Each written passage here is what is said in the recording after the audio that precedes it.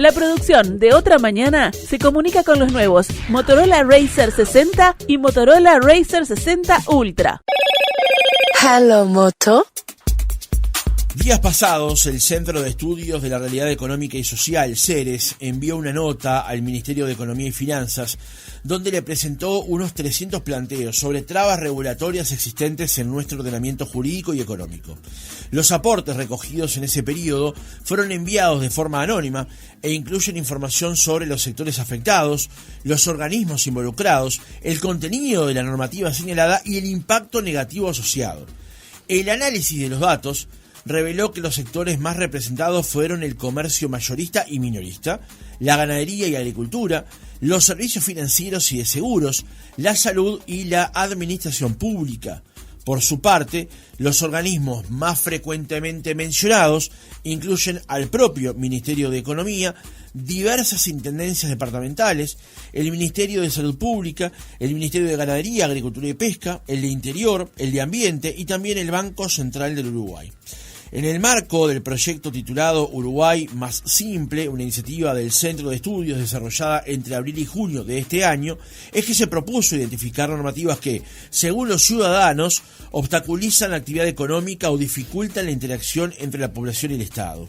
Según CERES, este relevamiento podría ser un insumo para el proceso de elaboración del próximo presupuesto nacional de gastos, que el Poder Ejecutivo deberá presentar al Parlamento antes de que termine el mes de agosto. La institución, CERES, considera que la simplificación normativa puede favorecer tanto la eficiencia del Estado como el desempeño de empresas, organizaciones de la sociedad civil y sectores productivos privados. Para profundizar en estos asuntos, recibimos en nuestra entrevista central a Nicolás Vidal, economista e investigador del CERES. Francisco Morales, Otra Mañana. Nicolás, ¿cómo estás? Buenos días, gracias por acompañarnos. Bueno, muchas gracias por la invitación para hablar un poco de estos temas de economía que siempre vienen bien y nos gusta bastante conversar. Ni que hablar.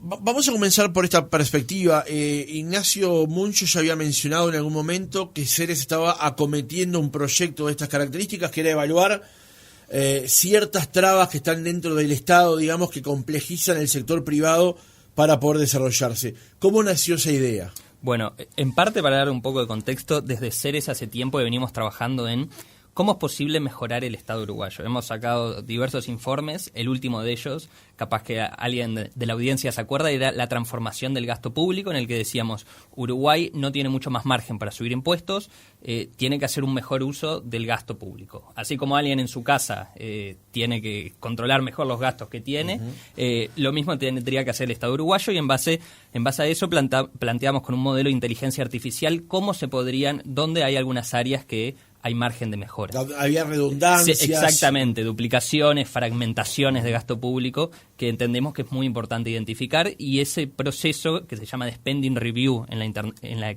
literatura internacional acá todavía no está tan interiorizado. Entonces, en ese marco de mejoras continuas del Estado, lo que se nos ocurrió es, bueno, pensar, está bien, hay muchas cuestiones que son de gasto, pero hay otros temas que refieren a la regulación, las reglas de juego básicas. Y acá lo que nos dimos cuenta es que hay una regulación que puede llegar a ser inadecuada. ¿Qué es una regulación inadecuada? Bueno, normas que son superpuestas, contradictorias, que están desactualizadas, que capaz que tenían sentido hace 15, 20 años, pero hoy, y eso ha sido generoso, capaz nos vamos más para atrás. ¿Y qué es lo que generan estas normas? Que esto es lo que me interesa. O sea, te generan más costos, más retrasos, más rigidez en procesos, lo que los economistas decimos barreras a la entrada, pero no es otra cosa de que si vos te querés abrir una empresa te cueste más y entonces sea más difícil, y por ende las empresas que ya están se benefician y hay menos competencia, por así decirlo. ¿Y eso a qué lleva? Porque vos me decís, bueno, pero capaz que tampoco es tan importante a nivel país. Bueno, uno cuando va sumando de todos lados, un poquito de acá, un poquito de allá, va viendo que esas son las cosas que explican los principales problemas que tiene Uruguay, que se vienen hablando históricamente, que son el crecimiento bajo, el 1% de la última década, los problemas de inversión, que tanto se habla, ese 20% del PIB que estamos clavados en el 16%, y que Uruguay sea un país caro. Que este es un tema de que estuve hablando justo este fin de semana y me parece que es la gran conclusión de la que llegamos acá, es que muchas de estas normas son lo que explican en parte que Uruguay sea un país caro. Y esto me gustaría explicárselo a la gente, porque uno siempre dice, somos caros porque somos chicos y porque estamos lejos. Sí, eso es cierto. Somos un país chico, que no tenemos lo que son las economías de escala, un gran mercado interno, eso es verdad. Quedamos lejos, si uno mira el mapa, bueno, Uruguay está un poco lejos de donde está el gran mundo. Pero también tenemos trabas que son microeconómicas y ahí entra la regulación. Y eso, lo que te decía, bueno, cuando arrancamos a sumar problemas para abrir una empresa, cargas administrativas, trámites duplicados, todo eso también incide en la competitividad negativamente y no se habla tanto. Entonces, un poco lo que nos propusimos es, nosotros, así como la gente que está en el poder, uno desde afuera cree que sabe absolutamente todo lo que hay que cambiar y dijimos, hay que pasar de la crítica a la acción. Y en ese sentido dijimos, que la gente nos cuente cuáles son las trabas que enfrentan en el día a día. Y entonces lo que hicimos básicamente fue sacar Uruguay Más Simple, que era una página web con un formulario muy simple, donde la gente ponía básicamente cuál era la norma, si es que la conocían, si no la conocían no había problema, también se podía reportar. La gente ponía qué es lo que estaba mal de esa norma, los efectos negativos, por así decirlo, si es que aumenta costos, si es que aumenta tiempos de espera, si es que dificulta el funcionamiento de alguna empresa, toda esa información. Y después la gente lo que hacía era poner una propuesta de mejora. Entonces, en base a eso, nos contactamos con más de 360 organizaciones del país, desde el ámbito empresarial, cámaras de comercio, centros comerciales, zonas francas. Todo lo empresarial, por así decirlo, le tocamos la puerta, y lo mismo con ámbito de la sociedad civil, porque también hay una noción de que no se afecta solo a las empresas, al sector productivo, sino a las personas, ¿sí? Porque hay normativas que inciden a la persona, y eso también era algo que nos parecía importante, que estaba bueno recopilar esa información, porque capaz que hay alguien que tiene cierto problema, si querés más adelante te puedo poner algunos ejemplos, y que por alguna regulación existente no están pudiendo acceder a cuestiones que no es la idea, la idea. Nicolás, vayamos por partes entonces. Ustedes hacen allí un planteo, una sugerencia, un canal de comunicación donde la gente pudiera justamente reportar eso, con este espíritu justamente de advertir la sobreregulación que tiene Uruguay, digamos. ¿Cuánto recibieron? 303 respuestas de... Ahora no tengo muy claro el número, pero eran como 15, 16 departamentos del país. O sea, no solo de Montevideo, si bien la mayoría eran de Montevideo, pero desde el sector forestal, desde la pesca, desde la energía, o sea, desde muchos sectores que no están solo en la capital, sino en todo el país, y por ende afectan la estructura competitiva de todo el Uruguay. Esto no es una cuestión de que, si bien también hay regulaciones, por ejemplo, propias de gobiernos departamentales, ¿no? Dígase la Intendencia de Montevideo, que afecta a los montevideanos, también hay regulaciones más locales de otras intendencias que uno tendería a decir, está todo en sintonía. Bueno, no necesariamente, que también están en juego.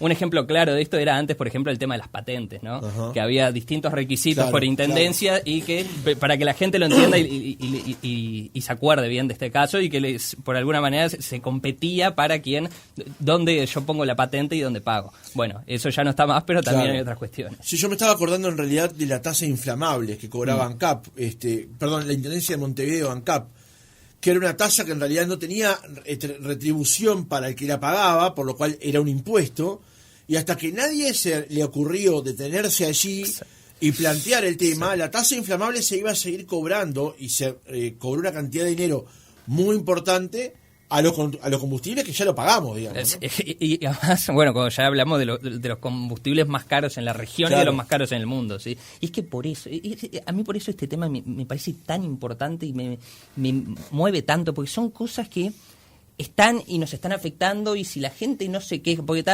puede estar la sensación de, sí, esto lo sabemos todos, que está mal, pero justamente queremos tener la oportunidad para que vos nos digas lo que está mal y nosotros llevar esa información, porque esto también es algo que no hablamos y creo que está bueno.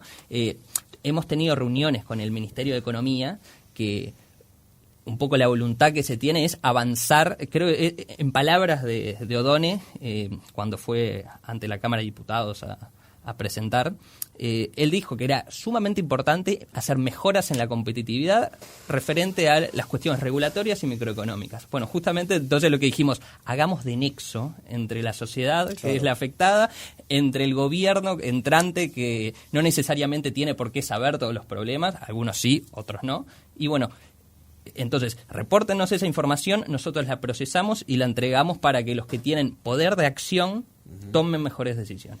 Nicolás, ¿cuál es, a juicio de Ceres, el principal impacto que tiene este entramado regulatorio sobre la economía nacional? Bueno, a juicio de Ceres, esto en economía decimos los datos son lo que son. El principal impacto negativo que nos destacan es el aumento de precios.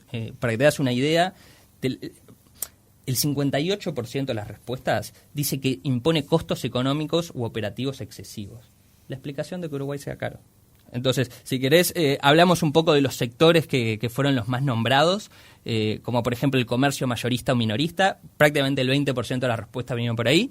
Entonces pensamos, si hay trabas que hacen que el comercio sea más caro, entonces lo que termina pagando el consumidor es más caro. Días pasados entrevistábamos a Julio César Lestillo, presidente de la Cámara de Comercio y Servicios, y mencionaban el ejemplo de un jogging, por ejemplo, que el 80% del valor que va a comprar una persona un jogging a un comercio es el impuesto que va a pagar el Estado. Es una locura, es una Y barbaridad. solo el 20% está entre el costo de la importación, digamos, el producto en sí mismo y el eventual margen de ganancia que tenga el comerciante sobre el producto. Es que sí. Por eso fue lo que más saltó a la vista de todas las respuestas y es lo que más nos preocupa, porque ha sido un tema de campaña bastante fuerte, pero así en la práctica no han habido grandes anuncios, grandes novedades que uno le diga, Uruguay puede dejar de ser un país menos caro en ese sentido, al menos por las trabas autoimpuestas. Porque también yo hay algo que estoy convencido, es que uno cuando tiene una situación, la reconoce y no toma acciones para cambiar en ese sentido, bueno, entonces en parte la está validando. Claro. Y nosotros no nos podemos conformar con eso. No.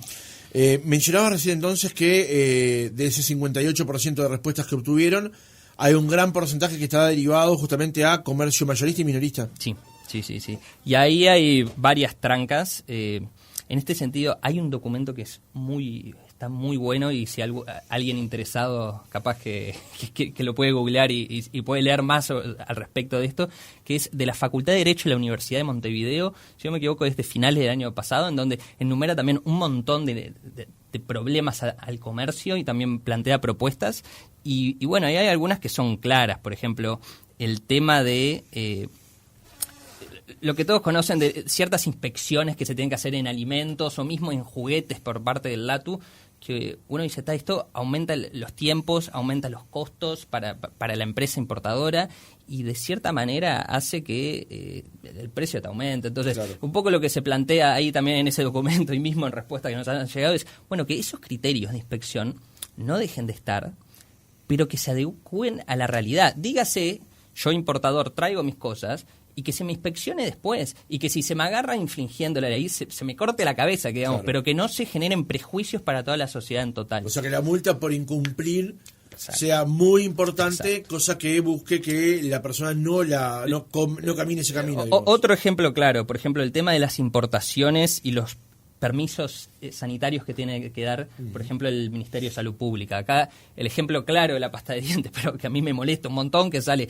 200 pesos en cualquier, no voy a decir farmacia o supermercado mismo, y que en la feria está a 60, 70, y en la frontera mucho menos todavía, porque no tienen ese costo detrás. Entonces, parece loco, ¿no? Vivimos en un mercado común del sur y la pasta de dientes sale 3-4 veces más. Entonces, ¿cuál sería una solución para esto también que nos plantearon? Bueno, que una vez que el Ministerio de Salud Pública autoriza cierta fórmula, que ya está, va por buena.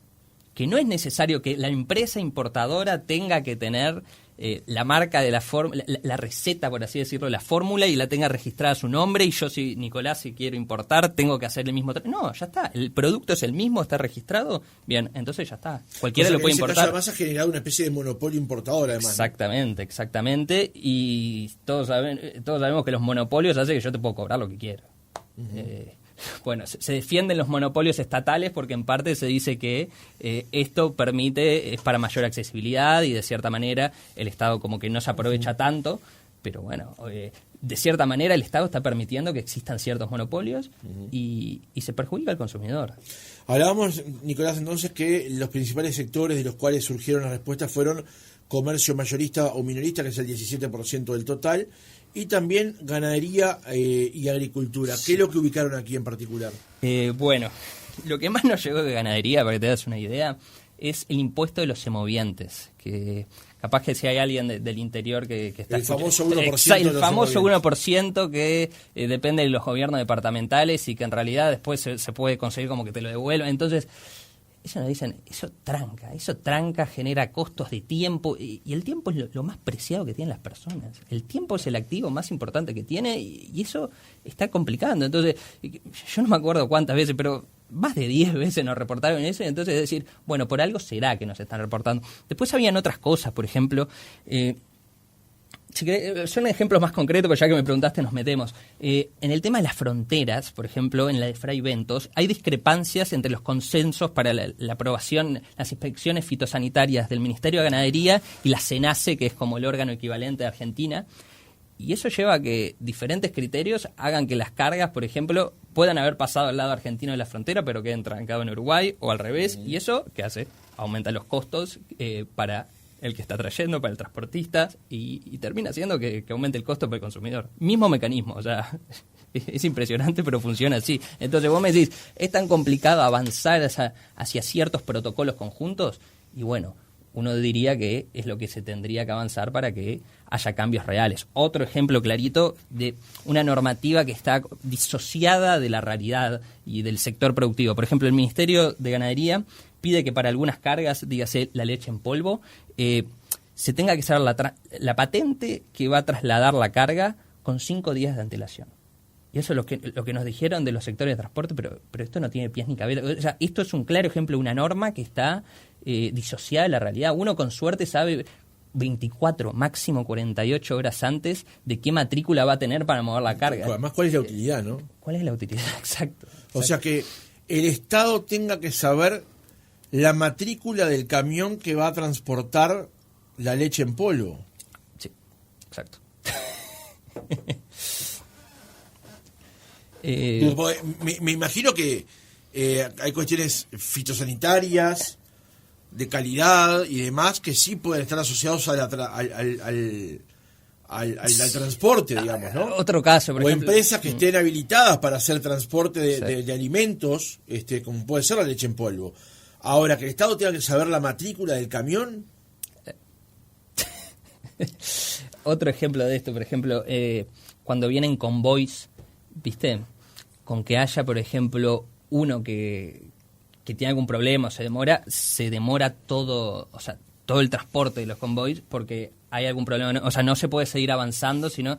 Y eso me dice, eso complica, eso tranca, eso es lo que nos hace menos competitivos, es así, porque el sector exportador habla del atraso cambiario y del dólar, que en parte sí entra en la ecuación, no te voy a decir que no, pero uno cuando mira, por ejemplo, los índices de rentabilidad que publica el Banco Central, el IEBU, que ese es un indicador muy importante, uno ve otra historia en paralelo, es decir, hay otros factores que inciden a la competitividad que van con las regulaciones, con lo que las empresas de acá tienen que jugar. Entonces, de esas regulaciones, si me están complicando más de lo que me ayudan, obvio que me van a hacer menos competitivo. Claro, claro. Y bueno, en ese sentido, como que viene este aporte.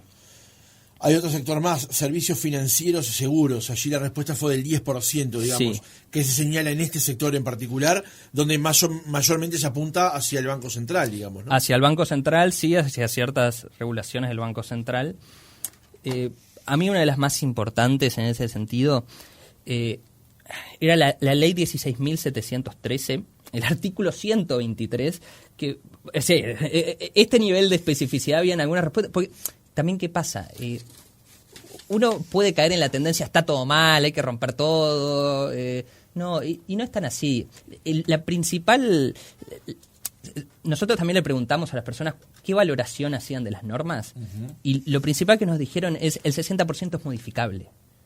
Había sí un 15% obsoleto, un 13% que era innecesario, por así decirlo, pero el 60% era modificable. Entonces, por eso está bueno detectar eso y no decir, está todo mal, hay que borrar todo. No, en muchos casos no es así. Y, por ejemplo, en esta ley, la ley 16.713, esto lo que hacía, por ejemplo, es regular en qué tipo de inversiones pueden invertir las AFAP, dígase. Y entonces, un poco lo que decía, está bien, hoy las AFAP, que en teoría es a lo que apuntaría el sistema mixto de que uno aporta por su cuenta y tiene la mayor rentabilidad futuro y se aprovecha el interés compuesto. O sea, cuanto más aporto antes, más me termino beneficiando yo. Bueno, lo que nos decían, está fantástico, pero hay opciones de renta variable que es por ejemplo, ETFs, que son fondos de inversión cotizados en bolsa, dígase en Estados Unidos o en cualquier otra bolsa, que a largo plazo son las mejores opciones de inversión y que esa ley, por ejemplo, las prohíbe. Entonces, ese es otro claro ejemplo de una normativa que está haciendo un mal a los ciudadanos. Claro, lo que pasa es que ahí entramos, Nicolás, en un terreno más sensible, porque cuando hablamos de la posibilidad de inversión de parte de entidades de ahorro financiero, en particular previsionales, digamos, ahí el asunto es que esas personas van a jugar, entre comillas, el trabajo es responsable. ¿No? Cuando uso la palabra jugar no me refiero a la irresponsabilidad que implica el azar, digamos. Pero sí que van a estar jugando con aportes previsionales, o sea, con la posibilidad de que las personas se jubilen en una mejor condición, digamos. Sí.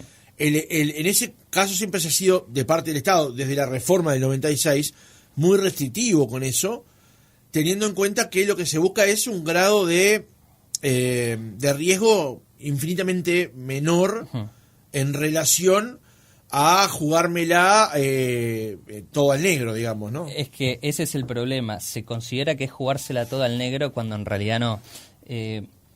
Para que te das una idea, cualquier persona que tenga el celular en la mano ahora, si tiene ChatGPT, puede preguntarle, si hace 30 años invierto $100 mensuales, dígase en el Standard & Poor's, que es el índice promedio de las 500 empresas más grandes, que eso es renta variable, claro, un ETF de renta variable, ¿qué retorno tendría hoy? Y van a ver que la inversión o sea, los efectos del interés compuesto, que es eso de yo invierto y los intereses de lo que invierto se vuelven a invertir y hace una bola de nieve más grande, es lo mejor. O sea, si le puedo dar un consejo a la gente es inviertan renta variable en interés compuesto.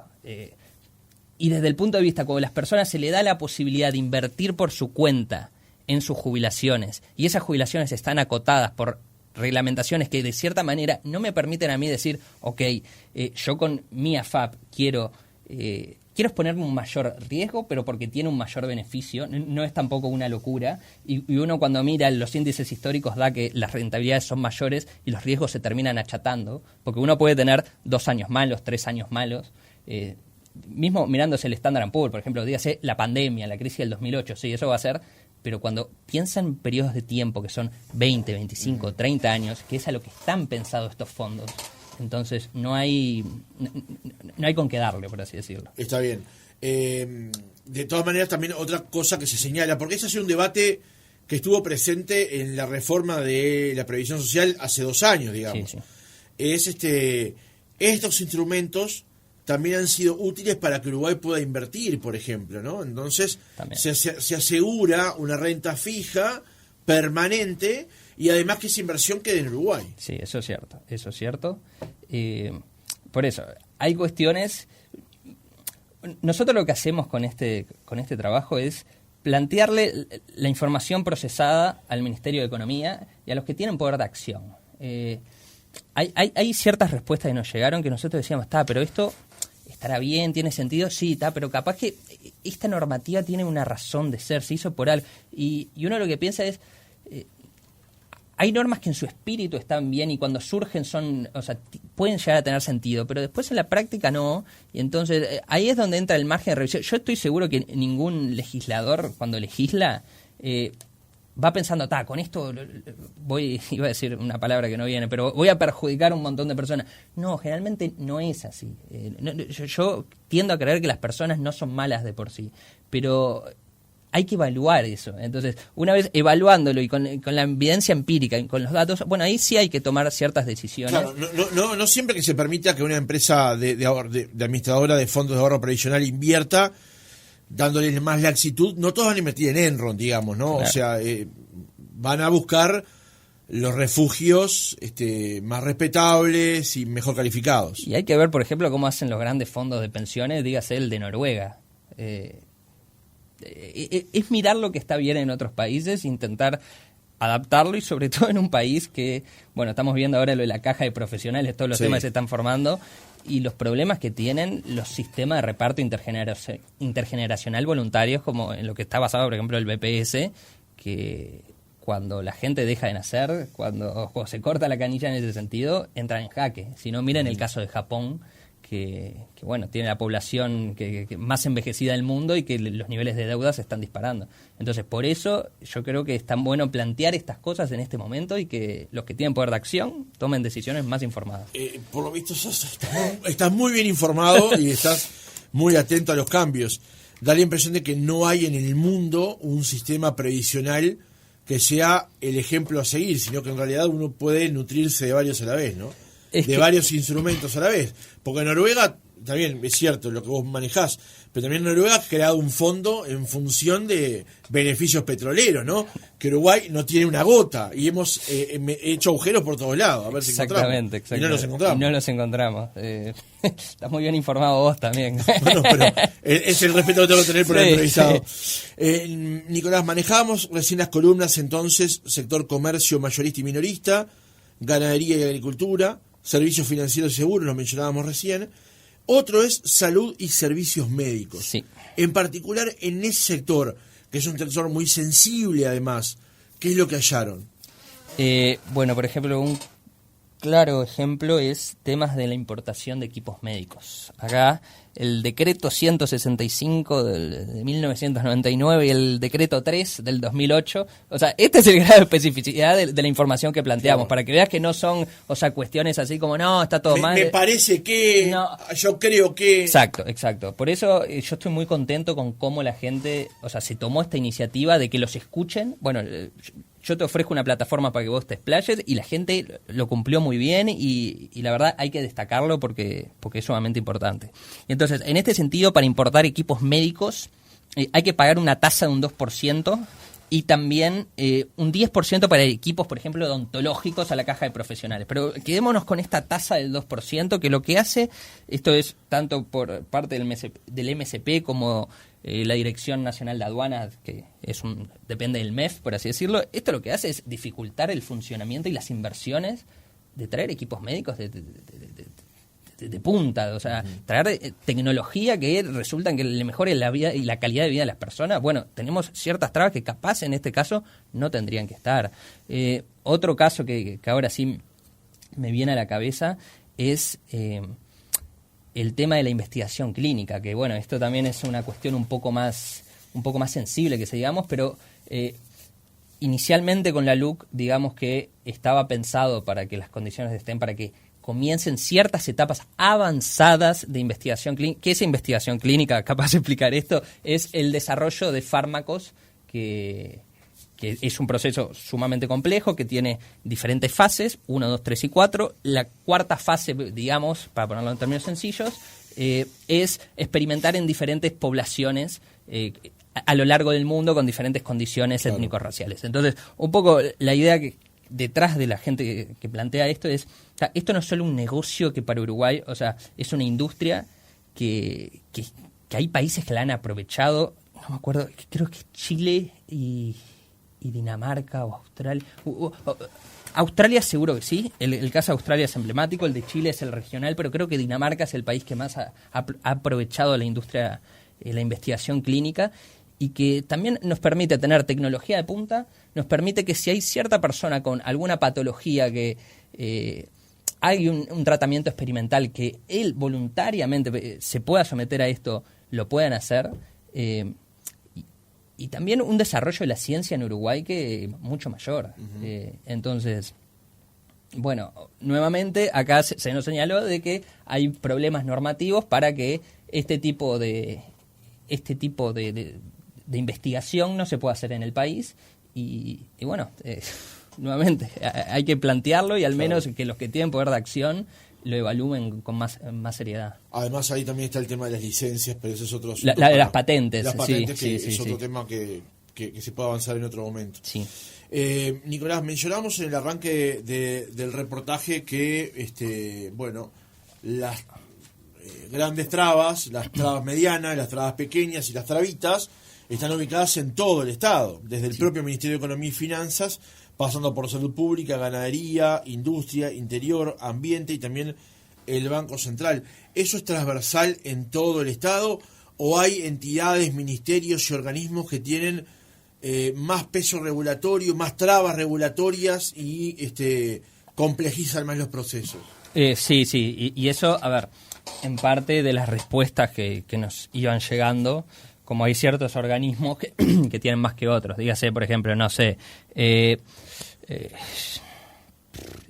BPS, INEFOP, el BROW, la URSEA, sí, fueron reportados, el LATU, sí, fueron reportados, pero en menor medida que, dígase, el Ministerio de Economía, las intendencias departamentales, el MSP, el Ministerio... Si querés te digo el top 10, dale, así. Dale. Ministerio de Economía y Finanzas, Intendencias, Ministerio de Salud Pública, Ministerio de Ganadería, Ministerio del Interior, Ministerio de Ambiente, Banco Central, BPS, MEC y Ministerio de Transporte. Esos fueron como las 10 que agregan un gran porcentaje de la respuesta. Después sí hay organismos más pequeños que capaz, yo que sé, dígase, no sé, INAVI, que es todo el tema de la vitivinicultura. Exactamente, la palabra.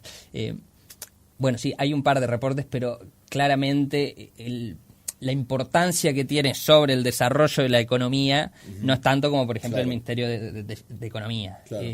¿Significa que las cuestiones que se reportaron del INAVI no importan? No, importan y muchísimo, porque ahora lo podemos identificar y lo podemos plantear y capaz que los cambios que se tienen que hacer ahí son más fáciles, más llevaderos y ya nos dan ganancias. A mí algo que me gusta pensar mucho es, viste, la idea esta del contrafactual, de qué sería si en este caso, que se hace, por ejemplo, cuando a una persona, ¿cuál sería el experimento ideal? A una persona darle un medicamento y poderlo evaluar contra la misma persona sin el medicamento. Bueno, acá un poco la misma idea. Imaginémonos un Uruguay sin estas complicaciones contra el Uruguay actual. Y acá, o sea, el efecto es claro, o sea, estaríamos mejor, sin lugar a duda. Nicolás, una pregunta central dentro de todo este proceso es, ustedes abrieron un canal donde la gente en general, empresarios, comerciantes, público en general, les pudiera expresar lo que entienden son trabas regulatorias que hay en el Estado, tanto nacional como departamental, digamos. Ustedes las agruparon, las separaron por áreas de comercio, también las pudieron reagrupar por entidades gubernamentales. ¿Ustedes llegaron a hacer, o cómo manejaron este dato, una curaduría con respecto a la norma en sí mismo? O sea, yo empresario del comercio, te digo, esta norma, la norma 17.900 cuánto, artículo tal, me incomoda por tal cosa. Ahora yo voy, leo, y dice, no, es una protección contra incendios, está bien que lo tengas. Sé que te incomoda, pero está bien que lo tengas, digamos. ¿Esa curaduría con respecto a las trabas ustedes la hicieron o únicamente las agruparon de forma tal de advertir cuántas son y dónde son? Exactamente. A ver, hay cuestiones que escapan a nuestro conocimiento, como te decía. En Ceres somos un equipo de economistas y hay algunas cuestiones propias del derecho que escapan a nuestro conocimiento. Entonces, nuestro propósito fue hacer esto del nexo entre la sociedad y el gobierno.